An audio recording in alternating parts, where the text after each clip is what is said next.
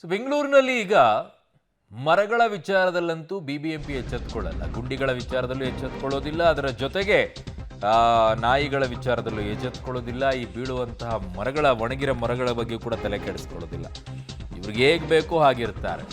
ಮರ ಬಿದ್ದು 3 ಕಾರುಗಳ ಜಖಮಾಗಿದೆ, ಇಬ್ಬರಿಗೆ ಗಂಭೀರವಾಗಿ ಗಾಯ ಆಗಿದೆ. ಗಾಯಾಳುಗಳನ್ನು ಈಗಾಗಲೇ ಆಸ್ಪತ್ರೆಗೆ ದಾಖಲಿಸಿ ಚಿಕಿತ್ಸೆಯನ್ನ ನೀಡ್ತಾ ಇದ್ದಾರೆ. ಕಬ್ಬನ್ ಪಾರ್ಕ್ ಸಂಚಾರಿ ಪೊಲೀಸರು ಭೇಟಿಯನ್ನ ನೀಡಿ ಪರಿಶೀಲನೆಯನ್ನ ಮಾಡಿದ್ದಾರೆ. ಮರ ತೆರವು ಮಾಡಿದ್ದಾರೆ ಬಿಬಿಎಂಪಿ ಸಿಬ್ಬಂದಿ. ಅದಕ್ಕೆ ಬರ್ತಾರೆ, ಅದೇನು ದೊಡ್ಡ ಸಮಸ್ಯೆ ಇಲ್ಲ. ಅವರು ಇಂಥ ಬೃಹತ್ ಮರಗಳು ಬೀಳುತ್ತೆ ಅಂತಂದ್ರೆ ಅದಕ್ಕೆ ಕಾರಣ ಏನ್ರಿ?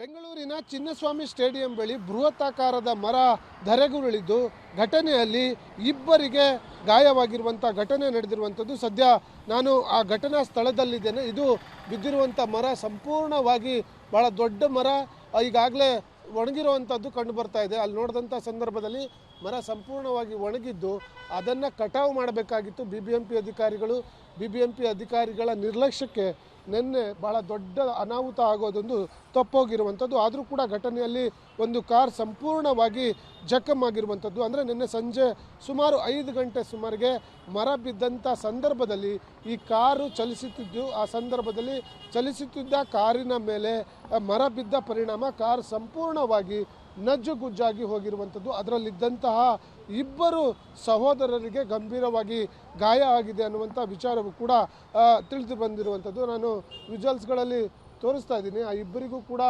ಗಾಯ ಆಗಿರುವುದರಿಂದ ಇಬ್ಬರನ್ನು ಕೂಡ ಸ್ಥಳೀಯರು ಮತ್ತು ಪೊಲೀಸರು ರಕ್ಷಣೆ ಮಾಡಿ ಸದ್ಯ ಗಾಯಗೊಂಡಿರುವಂಥ ಇಬ್ಬರನ್ನೂ ಕೂಡ ಸ್ಥಳೀಯ ಖಾಸಗಿ ಆಸ್ಪತ್ರೆಯಲ್ಲಿ ದಾಖಲಿಸಿದ್ದು ಇಬ್ಬರಿಗೂ ಕೂಡ ಚಿಕಿತ್ಸೆಯನ್ನು ಕೊಡಿಸಲಾಗ್ತಾ ಇದೆ.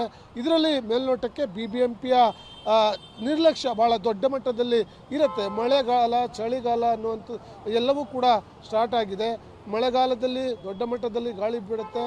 ಒಣಗಿರುವಂಥ ಮರಗಳನ್ನು ಕಟಾವು ಮಾಡುವ ಕೆಲಸ ಬಿಬಿಎಂಪಿ ಮಾಡಬೇಕು. ಆದರೆ ಇಲ್ಲಿ ಒಣಗಿರುವಂಥ ಬೃಹದಾಕಾರವನ್ನು ಹಾಗೆ ಬಿಟ್ಟಿರುವಂಥ ಪರಿಣಾಮ ಈ ಒಂದು ಅನಾಹುತಕ್ಕೆ ಕಾರಣವಾಗಿರುವಂಥದ್ದು ದೊಡ್ಡ ಮಟ್ಟದಲ್ಲಿ ಕಂಡು ಬರ್ತಾ ಇರುವಂಥದ್ದು. ಯಾಕಂದರೆ ಆ ಮರ ಒಣಗಿರುವಂಥ ಮರವನ್ನು ಬಿಬಿಎಂಪಿ ಅಧಿಕಾರಿಗಳು ಗಮನಿಸಿ ಕಟಾವು ಮಾಡಿದರೆ ಈ ಒಂದು ದುರ್ಘಟನೆಯನ್ನು ತಪ್ಪಿಸ್ಬೋದು ಅನ್ನುವಂಥದ್ದು ಇಲ್ಲಿಯ ಸಂದರ್ಭವನ್ನು ನೋಡಿದಂಥ ಸಂದರ್ಭದಲ್ಲಿ ಗೊತ್ತಾಗುತ್ತೆ. ಹಾಗಾಗಿ ಬಿಬಿಎಂಪಿ ಅಧಿಕಾರಿಗಳ ನಿರ್ಲಕ್ಷ್ಯವೇ ಈ ಒಂದು ಘಟನೆಗೆ ಕಾರಣವಾಗಿದೆ ಅನ್ನುವಂಥದ್ದು ಮೇಲ್ನೋಟಕ್ಕೆ ಕಂಡು ಬರ್ತಾ ಇರುವಂಥದ್ದು. ಕ್ಯಾಮ್ರಾ ಪರ್ಸನ್ ಸರೋಜ್ ಜೊತೆ ನಾಗೇಶ್, ಪಬ್ಲಿಕ್ ಟಿವಿ, ಬೆಂಗಳೂರು.